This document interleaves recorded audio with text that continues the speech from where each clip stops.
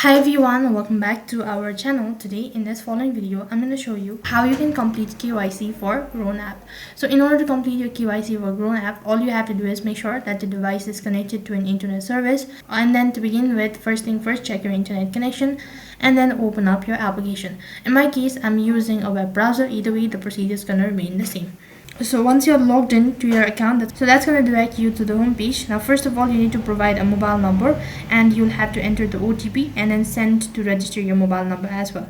After that, you'll need to provide in your PAN card details or your PAN number.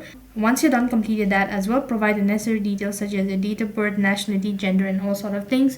So after you're done submitting all of the information, it's going to take a while in order to verify your account. So till then, wait patiently until you receive a statement stating that your KYC process has been completed and you've successfully verified your account. So that is how you can complete your KYC for Groww App. That is all for this video. I hope the video was helpful. Make sure to like, share, and subscribe to our channel. Thank you for watching. See you in the next video.